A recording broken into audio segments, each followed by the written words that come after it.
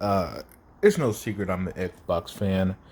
However, I do find it funny when I get accused of being this Xbox fanboy who hates Sony and Nintendo and all this other stuff, when all I do is make my opinions. When I make my opinions, I don't need to attack anyone. Uh, I don't go to anyone's channels and none of that stuff. Hell, the stuff that I talk about comes to me. I barely actively search things out. I just end up finding them throughout my day. Well, chilling and looking up games and stuff, bullshitting at work, whatever the case is. But with that said, man, can y'all stop acting like you're smarter than a $1 trillion company because you're not? All right. Uh, I don't care how many subscribers you have. Guys like the amazing Lucas, 400,000 subscribers, and made the dumbest video game related video I've ever saw in a long ass time. Uh, which zero incorrect information. We got people out there who think gaming started in Japan, who don't know the history of gaming or nothing, who talk the loudest and and act like they know better than Phil Spencer or Microsoft or Xbox. This idea that Phil is wrong for thinking that they can recoup the money by keeping these Bethesda games in the Xbox ecosystem is absolutely insane. What credentials do you have to prove him wrong? The guy runs runs a brand that's worth over $500 million. It's a growing brand that's doing innovative stuff in gaming all the time. My favorite hobby, for a reason. And for these people who do nothing but troll, they attack people. They attacked they attacked that dude from Digital Foundry this week, and then backpedaled when he liked the PlayStation UI. These are the same people who are trying to tell me that they're right and that Xbox or Microsoft is wrong and how they're going forward with their brand and product. The Xbox ecosystem has evolved more than a box, and I've come to accept it, embraced it, and love it now. It was controversial at first around 2016 when Quantum Break went into PC, but it turned out to be the right move. All right, so and Microsoft is clear as they don't care if you game on their console, on your smartphone, on your tablet, on a PC. As long as you're in their ecosystem or buying their games, you're putting money in their pocket because software is what sells. I say, and I'm saying all that because I keep seeing these people who have no credentials. I don't even know if these dudes work. Who keep saying who keeps saying that he's wrong and Bethesda won't survive without games going on PlayStation and all this other stuff. However, you got absolutely no leg to stand on, no credentials, and the only thing you're known for is trolling people and attacking people. Yeah, so excuse me if I don't believe your nonsense for a split second. All right, you're not smarter than a $1 trillion company. You just aren't. Um, and Phil being the head of Xbox, he gets all the credit, but really the credit isn't just him. It's people like Matt Booty who's out there getting these acquisitions.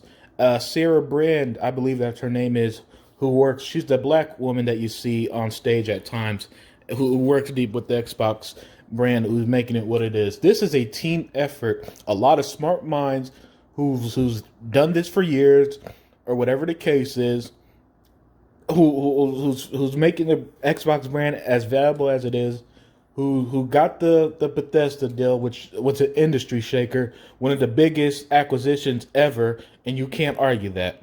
And you're going to sit there and argue with me that they're wrong, that these games can't survive in the Xbox ecosystem.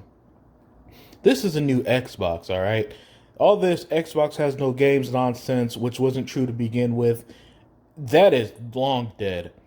Okay, when the next Doom is exclusive, when the next Dishonored, Wolfenstein, Starfield, and all these other games are exclusive to the Xbox ecosystem, either join or move on. Enjoy Final Fantasy 16 for the year that it's on PlayStation, because it'll be on Xbox a year later.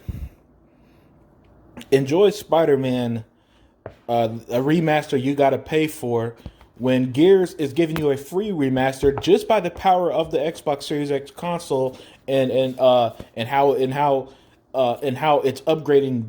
It's making it the 4K 60 the standard for it, even up to 120 frames per second for what I believe is the multiplayer. So they're doing all that, and you're telling me that they're wrong? They've rebranded the Xbox brand from what it was in 2013, um, where Don Metric was taken out of context with, to what it is now, and you're telling me that they don't know what the hell they're doing. What are your credentials then? Outside of your trolling or your shitty clickbait videos, what's your credentials that you're going to convince me that the brand that I've been gaming on for years, that I buy hundreds and hundreds of games for, that I play on all the time, and that I've invested time and effort into understanding how the brand works by the people who's running it. What is it that you can prove to me that tells me that you're right? This Bethesda thing is going to fail if it's not on PlayStation, because I don't buy it. I think Xbox is in a great position. These games are going to do extremely well, just like how Valve is going to do well, just like how Fable's going to do well when it returns, just like how Halo always does well. We're in for a new golden era of Xbox, and especially for people like me who are RPG fans, and I'm all in, and I love it. Oh yeah, and this idea that exclusives are bad now is so beyond hypocritical. It's unreal. Um, you see, it's not Xbox fans who hate on games like Dirt 5 because it's associated with Xbox. It's not Xbox fans who hating on Yakuza now that it's associated with Xbox. It's not Xbox fans who are hating on multiplats, all these great multiplats we had over the years. Red Dead Redemption 2 is boring, or Assassin's Creed, blah blah blah. Even though they looked amazing, played amazing, especially I'm a humongous Assassin's Creed fan, so I absolutely love those games. It was the PlayStation guys doing that. It was the PlayStation guys who downplayed everything that isn't an exclusive, who still hyping up games like Demon Souls remake and Spider-Man remastered because they're first party. And what first party game exclusives do Xbox have? That's the argument right now. Even though ignoring games like the Falconeer and Gears Tactics, and the Medium, these are games that are either day one or coming within the month of the Xbox that are exclusive.